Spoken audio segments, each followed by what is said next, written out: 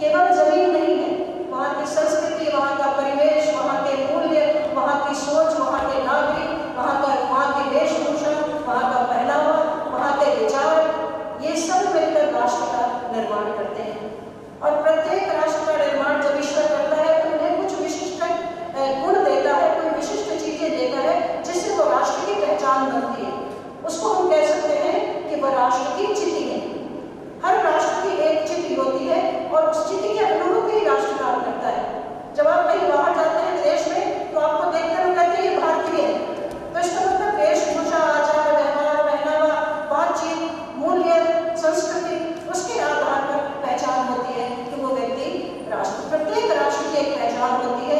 ईश्वर ने जब राष्ट्र का निर्माण किया तो उसे एक पहचान दी और वही पहचान उसे दूसरों से अलग करती है। वो है उसकी आत्मा, उसकी चिति। ये जो चिति होती है इसी का विराट भी होता है, छात्र शक्ति, उसकी मजबूती। और वो जो छात्र शक्ति होती है वो समाज में शिक्षा के द्वारा, सामाजिक व्यवस्था के द्वारा, वहाँ के कवियों के द्वारा, वहाँ के साहित्यकारों के द्वारा, वहाँ के रचनाधर्मियों के द्वारा वो जो विराट का जो छात्र शक्ति है उसका निर्माण होता है। जो विराट है उसमें भी दो प्रकार के विराट होते हैं, एक दैवीय विराट और एक आसुरी विराट। जहाँ की शिक्षा व्यवस्था दैवीय विराट को जन्म देने वाली होती है, वो राष्ट्र आगे बढ़ता है, सफल होता है, अपनी संस्कृति को आगे ले जाता है, अपने मूल्यों को आगे ले जाता है। लेकिन जिस राष्ट्र में आसुरी विराट का जन्म होता है वो राष्ट्र न अपनी संस्कृति को ले जा पाता है, न अपनी मूल्य को ले जाता है, न अपनी नैतिकता को ले जाता है, न अपने एथिक्स को ले जाता है, वो आगे नहीं ले पाता है। और किसी भी राष्ट्र के लिए मैंने आपसे कहा कि शिक्षा के साथ साथ जरूरी दूसरा क्या है कि जो कवि है, जो लेखक है, जो साहित्यकार है, जो रचनाधर्मी है, वो भी राष्ट्र को एक दिशा देने का प्रयत्न करते हैं। और 19वीं शती में ये भारत में हुए जो सामाजिक, सांस्कृतिक और राजनीतिक बदलाव थे वो हिंदी की नवजागरण काल उनको कहा जा सकता है। और उसमें क्षत्रिय जयशंकर प्रसाद जी से ने अपनी कविताओं, नाटकों, कहानियों में इनके द्वारा इस राष्ट्रीय जागरण की भावना को पूरी तरह से प्रदर्शित किया, दिखाया। और इनकी रचनाओं में, प्रसाद की रचनाओं में ये राष्ट्रीय चेतना एवं राष्ट्रवाद बहुत अच्छी तरह से दिखाई पड़ता है। इनके जो प्रसाद ने राष्ट्रीय चेतना को केवल राजनीतिक स्वतंत्रता तक ही नहीं सीमित रखा, बल्कि सांस्कृतिक और सामाजिक स्वतंत्रता पर भी उन्होंने बल दिया कि कोई राष्ट्र राजनीतिक रूप से लाख स्वतंत्र हो जाए, लेकिन वो सांस्कृतिक रूप से अगर स्वतंत्र नहीं है, अगर वो सामाजिक रूप से स्वतंत्र नहीं है, अगर वो सामवेदिक रूप से स्वतंत्र नहीं है, तो वो राष्ट्र कभी भी पूरी तरह से पनप नहीं सकता और वहाँ पर दैवीय विराट का जन्म नहीं हो सकता। जयशंकर प्रसाद जी की रचनाओं में राष्ट्र जागरण के साथ ही समग्र चेतना के जागरण की बात की गई है। तो व्यक्ति के अंदर निहित शक्ति को उद्घाटन करने के बारे में हमेशा सोचते हैं, उसको उद्घाटन करने के बारे में सोचते हैं। इन्होंने, प्रसाद जी ने राष्ट्रीय गौरव और स्वाभिमान को अपने साहित्य में सर्वप्रथम स्थान दिया है। उनकी जितनी भी रचनाएं हैं उसमें राष्ट्रीय गौरव और स्वाभिमान साथ में निश्चित दिखाई पड़ता है। उनकी नायिकाओं में विशेष रूप से मैंने राष्ट्रीय स्वाभिमान को कई जगह पढ़ा है। मैंने पूरा साहित्य नहीं पढ़ा है, लेकिन जितना पढ़ा है वहाँ पर राष्ट्रीय स्वाभिमान सामने दिखता है। इनकी रचनाओं में यदि प्रेम है, बहुत गहराई से गहन प्रेम है। चंपा के रूप में आकाशदीप को पढ़िए तो प्रेम की पराकाष्ठा है वहाँ पर, जब वो कहती है अंधेर है जलदस्यु मैं तुमसे प्यार करती हूँ। अंधेर और प्यार ये दोनों शब्द एक साथ जयशंकर प्रसाद ही इस्तेमाल कर सकता है और कोई नहीं कर सकता। तो उन्होंने ये भी कहा कि जो है बहुत बारीकियाँ, संबंधों की बारीकियाँ, संबंधों की कॉम्प्लेक्सिटीज, जटिलताओं के बारे में जितनी अच्छी तरह से प्रसाद ने व्याख्या की है, जितने अच्छे शब्दों का इस्तेमाल किया है, वो बहुत कम लोग करते हैं। लेकिन वहीं तक वो रुके नहीं। उनकी कविताओं में प्रबल राष्ट्र प्रेम, सांस्कृतिक राष्ट्रवाद, सामाजिक चेतना आदि का आह्वान भी दिखाई पड़ता है। यदि आपको प्रसाद की कविता याद हो, हिमाद्री तुंग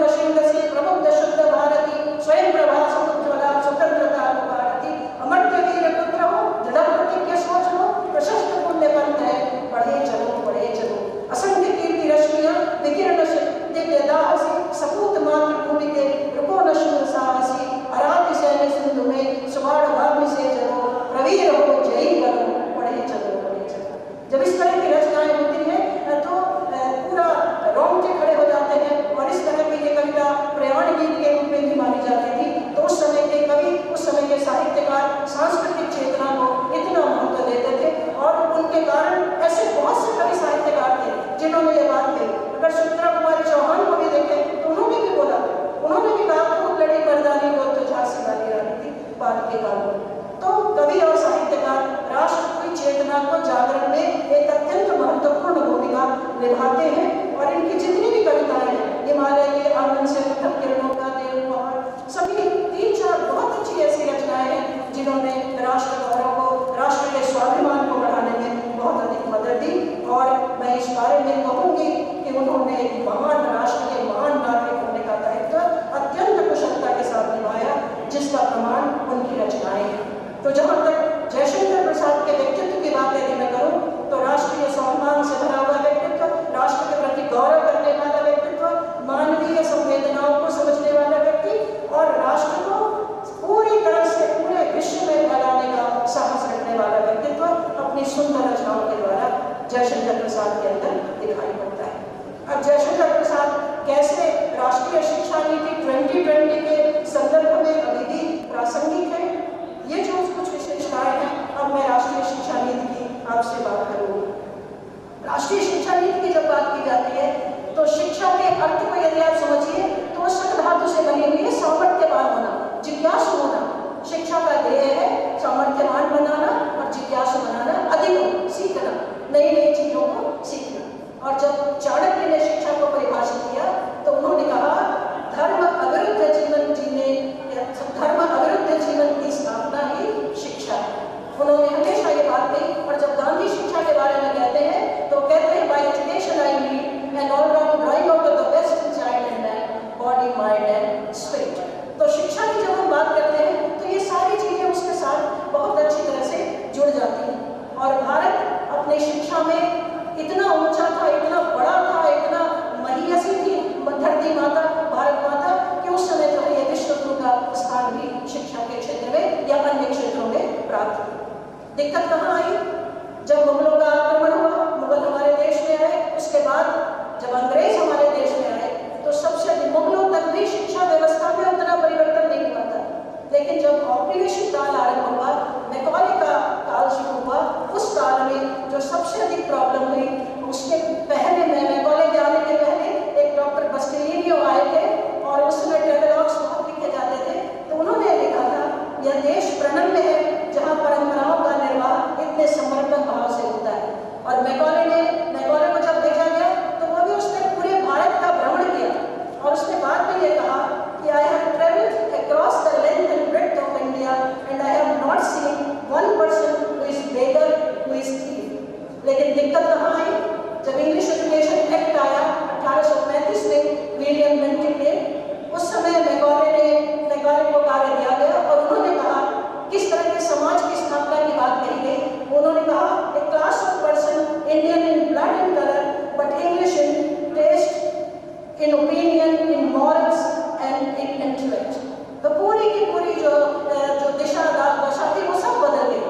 उस समय जो भारत सोने की चिड़िया कहा जाता था, जिस भारत में ज्ञान की परंपरा बहुत बड़ी थी, उस देश में इस तरह के विचार किए गए कि हम शिक्षा तो देंगे, पर कैसी शिक्षा देंगे कि रंग रंग में सब भारतीय दिखेंगे, लेकिन ओपिनियन में, इंटेलेक्ट में, मॉरल्स में ये सब ब्रिटिशर्स की तरफ से होंगे। और वहीं से पराक्रम शुरू हुआ और वुड्स डिस्पैच आया।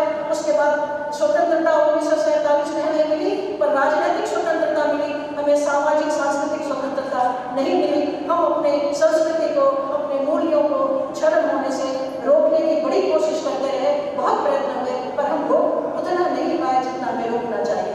1947 में हम स्वतंत्र हुए पर सांस्कृतिक रूप से पराधीन हुए और अभी भी सांस्कृतिक स्वतंत्रता अभी भी हमारे पास नहीं है। अभी भी हम अपने राष्ट्र के प्रति गौरव नहीं कर पाते हैं।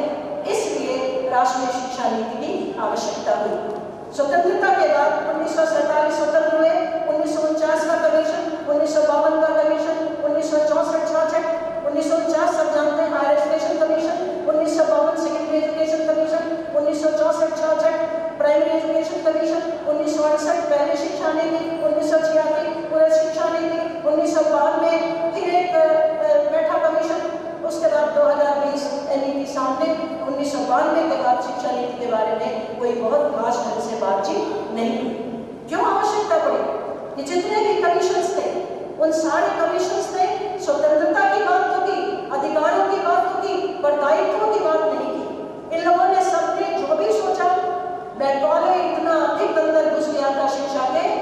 मैकॉले को निकालने का प्रयत्न मजबूती से नहीं हुआ। परिणामतः हमारी शिक्षा वेस्टर्न ही होकर रही, क्योंकि मैकॉले ने कहा था कि जो यूनिवर्सिटीज खुलेगी यहाँ पर, उन्होंने विचार किया था कि यूनिवर्सिटी जो खुलेगी वो ब्रिटिश यूनिवर्सिटी के पैटर्न में खुलेगी। तो जो 3 यूनिवर्सिटी सबसे पहले खुली वो तीनों ब्रिटिश यूनिवर्सिटी के पैटर्न में खुली। तो हायर एजुकेशन को उन्होंने हाईजैक कर लिया। और सबसे बड़ी बात ये हुई कि भारतीयता का समावेश वहाँ पे कहीं दिखाई नहीं पड़ा, वो केवल वेस्टर्न एजुकेशन सिस्टम को इंडियनाइज करने की कोशिश की गई, उसका भारतीयकरण नहीं हुआ, इंडियनाइजेशन हुआ।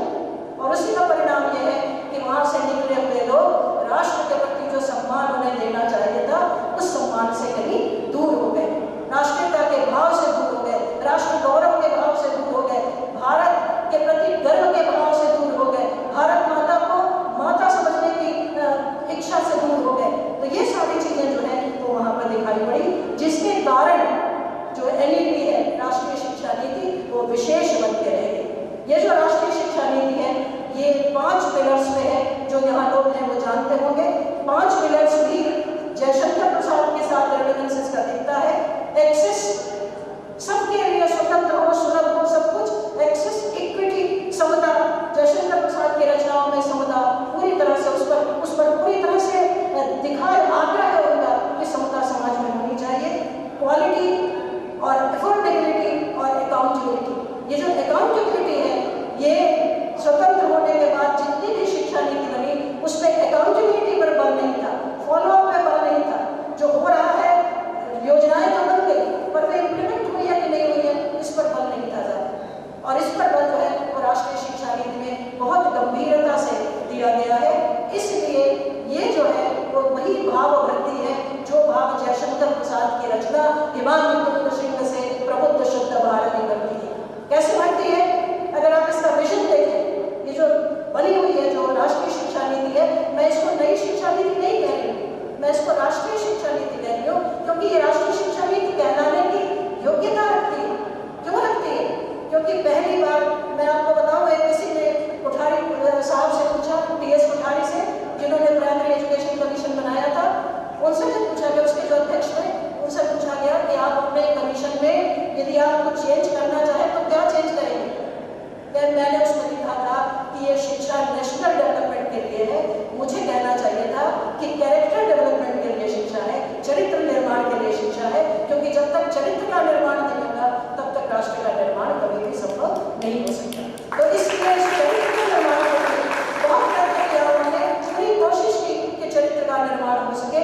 हमको ये कहना चाहिए था, नेशनल डेवलपमेंट नहीं कहना चाहिए था। और यहाँ पर बड़े विद्वान लोग बैठे हुए हैं। मैं एक बात और आपसे कहना चाहती हूँ कि मालवीय जी ने जब AHU की स्थापना की तो जब उसमें उन्होंने भाषण दिया, उन्होंने कहा था कि चरित्र निर्माण पहली शर्त होनी चाहिए किसी भी विश्वविद्यालय या किसी भी एजुकेशनल इंस्टीट्यूशन की। जो उनका पहला लेक्चर है, यदि आप सुने उसको कोट करें तो उस लेक्चर में लिखा हुआ है कि उन्होंने सबसे जरूरी कहा कि चरित्र का निर्माण होना चाहिए। विषय लेके लाख आप पढ़ लें, डिग्री भले ही आपको मिल जाए, लेकिन अगर चरित्र का निर्माण नहीं हुआ तो आपकी शिक्षा व्यर्थ है।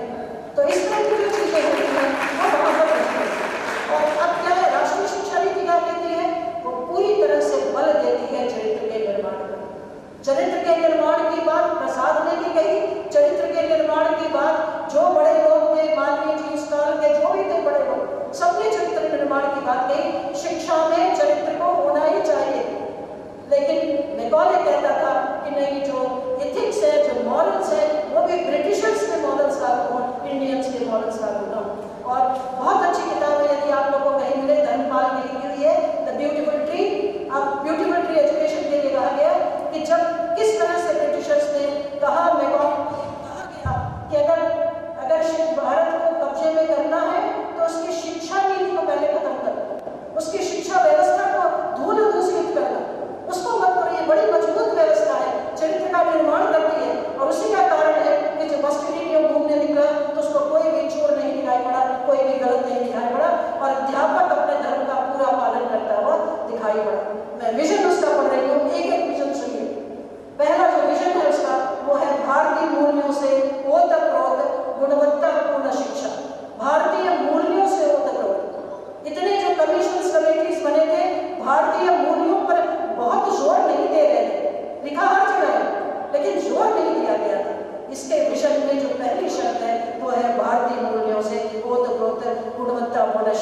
और जयशंकर प्रसाद जी जब अपनी रचनाओं की बात करते थे तो भारतीय मूल्यों को उन्होंने हमेशा सर्वोपरि रखा, चाहे वो भारतीय नारी का मूल्य हो, चाहे भारतीय नागरिक का मूल्य हो, सर्वोपरि भारतीय मूल्य थे। दूसरी बात इन्होंने कहा वाइब्रेंट एंड इक्विटेबल सोसाइटी का निर्माण करना। और जयशंकर प्रसाद जी ने दबे कुचले निरीह गलत समाज में समता की बात उन्होंने हमेशा कही। उनके पात्रों से उन्होंने कहलवाया कि समाज में समता कितनी अधिक जरूरी है। साथ में उन्होंने देखिए राष्ट्रीय शिक्षा नीति कहती है मौलिक दायित्वों और संवैधानिक मूल्यों, देश के प्रति जुड़ाव और भारतीय होने पर गर्व का भाव। जो ये गर्व का भाव है ये हमसे नहीं क्षणिक हो गया था, मैकॉले ने प्लान करके हमसे भारतीय होने के गर्व को छीन लिया था। राष्ट्रीय शिक्षा नीति पुनः कहती है कि गर्व से कहो कि हम भारतीय हैं और राष्ट्र प्रथम है, इसके बाद सब कुछ है। तो ये राष्ट्रीय शिक्षा नीति दूसरी शिक्षा नीतियों से इस प्रकार भी अलग है। यहाँ पर इम्प्लीमेंटेशन एस्पेक्ट पे बहुत बल है, परिवर्तन पे बल है, भाषण पे बल नहीं है। साथ में जो एक बहुत महत्वपूर्ण बात है वो है भारतीय भाषाओं के प्रयोग पर बल। भारत में जितनी लड़ाइयाँ भाषा को लेकर अभी भी चल रही है उतनी लड़ाई पहले कभी नहीं थी। और ये लड़ाई किसी की देन नहीं है, मैकॉले की देन है। स्वतंत्रता संग्राम में भाषा मुद्दा नहीं था। देश को जब स्वतंत्र कराना था तो भाषा कोई मुद्दा नहीं था और हर प्रकार से पूरा पश्चिम उत्तर दक्षिण सब नागरिक थे और सब एक दूसरे से बड़े आराम से बात कर लेते थे। लेकिन जब स्वतंत्र हुए तो तमिलनाडु अलग बोलता है, उधर अलग बोलता है और आज तक हम हिंदी को राजभाषा की जगह राष्ट्रभाषा नहीं कर पाए। प्रसाद का आग्रह था कि हिंदी राष्ट्रभाषा। प्रसाद के शब्दों में इतनी खूबसूरत शब्द थे, बीती विभागरी जागरी। पढ़िए जरा उसके शब्द कितने सुंदर है, उसमें जो यूज किया है, जो अधरों में राग बंद किए, अलगों में मलयज बंद किए, तुम अब तक सोई है यादी, आंखों में भरे विहागरी, बीती विभागरी जागरी। मुझे कभी कभी दुख होता है कि मैं हिंदी की विद्यार्थी क्यों नहीं हुई, क्योंकि इतने अच्छे शब्दों का इतना सुंदर अंतर तक सब बहुत अच्छा लगता है। तो और जो राष्ट्रीय शिक्षा नीति है उसने एक जो बहुत महत्वपूर्ण बात कही, जिसको पोगा पंडितों की भाषा कह के दुत्कार दिया गया था, जो तथाकथित मैकॉले पुत्र थे जिन्होंने दुत्कार दिया था, उस संस्कृत को उन्होंने अपनाया और कहा कि ये भाषा सबसे समृद्ध रचना है, इस भाषा के बारे में सोचा जाए। और भारतीय भाषाओं में आप काशी तमिल संगमम अभी हुआ था, यहाँ पर दूसरी भारतीय भाषाओं पर भी जितना अधिक प्रबल रूप से इस समय राष्ट्रीय शिक्षा नीति के अंतर्गत कार्य किया जा रहा है उतना मेरे होश में तो मैंने कभी नहीं सुना। तो इस तरह से ये राष्ट्रीय शिक्षा नीति इस दृष्टि से भी अत्यंत महत्वपूर्ण है कि इसने जो है वो भारतीय भाषाओं पर बल दिया। और साथ में इंडियन नॉलेज सिस्टम की बात भी इन्होंने कही कि किसी तरह से जो भारतीय संस्कृति है, भारतीय वेद है, भारतीय पुराण है, भारतीय समृद्ध साहित्य है, उस साहित्य को पब्लिक के बीच में आना चाहिए। और इस समय जो टीचर्स की ट्रेनिंग हो रही है उसमें इंडियन नॉलेज सिस्टम पर भी लेक्चर्स दिए जा रहे हैं और लोग पुराना पढ़ रहे हैं कि कुछ ज्ञान मिल जाए तो उससे पढ़ मैं ज़्यादा बोलती हूँ। तो उच्च शिक्षा में मानवीय मूल्यों के लिए और प्रोफेशनल एथिक्स की बात भी की गई, जो कि गाइडलाइंस दी गई है। कौशल विकास के साथ कौशल आधारित शिक्षा पर भी बल दिया गया और अध्यापकों के प्रशिक्षण में मल्टीडिसिप्लिनरी इंक्लूसिव होलिस्टिक एजुकेशन, भारतीय संस्कृति व मूल्यों पर वैल्यूएटेड कोर्सेज पर वोकेशनल क्राफ्ट के लिए लोकल क्राफ्ट्समैन की जोड़ा गया। भारतीय की जो समृद्ध ग्रंथ है NRF के द्वारा उसमें भी काम किया जा रहा है। तो ये सारी चीज़ें जो है ये अब दिखाई पड़ रही है, जो हमें भारतीयता की तरफ ले जाती है और भारतीय होने का के गर्व से भरती है कि जो कुछ था छुपा हुआ था, पता इसका आविष्कार इन्होंने किया, इसका आविष्कार इन्होंने किया, सब बाहर के लोगों ने किया, तो हम क्या कर रहे थे। और अब इंडियन नॉलेज सिस्टम जब आप पढ़ रहे हैं तो आप देख रहे हैं कि इसका आविष्कार नहीं यही भारत में हुआ था, इसका भी भारत में हुआ था, इसका भी भारत में हुआ था, प्रमाण दे रहे हैं। और हमारा सीना गर्व से चौड़ा हो जा रहा है कि हम अपनी मातृभूमि भारत माता के सपूत हैं, जो कि और कोई किसी को सौभाग्य नहीं मिला। गायन देवा गीत गानी धन्य सुते भारत। हम ऐसे देश के नागरिक हैं, ऐसे राष्ट्र के नागरिक, ऐसे नागरिक हैं। अब मैं लास्ट में इसको बंद करती हूँ पूरी अपनी बात को कहकर कि यह शिक्षा पद्धति इस सिद्धांत पर आधारित है कि सब नागरिकों और अच्छे इंसानों का निर्माण करना है, जो तर्क संगत विचार और कार्य करने में सक्षम हो, जिनमें करुणा, सहानुभूति, साहस और लचीलापन, वैज्ञानिक चिंतन और रचनात्मक कल्पना शक्ति हो, नैतिक मूल्य हो और आधार हो जो एक प्रबुद्ध भारतीय की पहचान है। तो एक प्रबुद्ध भारतीय बनने की दिशा में जो नई राष्ट्रीय शिक्षा नीति है वो कार्य कर रही है और संभवतः जयशंकर प्रसाद जी का भी यही सपना था कि एक प्रबुद्ध नागरिक का निर्माण हो जो उनकी रचनाओं में स्पष्टतः परिलक्षित होता है। इसलिए ये जो विषय है ये पूरी तरह से प्रासंगिक है और बहुत अच्छी तरह से राष्ट्रीय शिक्षा नीति के साथ जोड़ता है। मैं आपको बताऊं, भारत का जन्म इसलिए हुआ है, ईश्वर ने भारत को जन्म इसलिए दिया है, उसने कहा है तृणवंतो विश्वमार्य, पूरे विश्व को आर्य बनाने के लिए भारत का जन्म हुआ है। आइए हम स्वयं पर गर्व करना सीखें, अपने राष्ट्र पर गर्व करना सीखें, भारत माता के सच्चे सपूत हो और पूरे विश्व को आर्य बनाने के तक रुके न, हमेशा चलते रहे और ये पूरा विश्व वसुधैव कुटुंबकम के रूप में हमारे सामने हमेशा हमेशा जागता है। मैं पूरा विश्व नागरिक बनने की दिशा में हम आगे बढ़ें। आपने मुझे यहाँ पे बुलाया, मौका दिया बोलने का, इसके लिए बहुत बहुत धन्यवाद। शिक्षा नीति बहुत बड़ी है और उसको 1.5 घंटा तो मुझे कम ही लगता है इसके लिए, तो अभी कुछ मैंने जो मुख्य बिंदु थे वो आपके सामने प्रस्तुत किया, जितना यहाँ विषय की अनुरूप है। बहुत बहुत धन्यवाद आयोजकों को, बहुत धन्यवाद।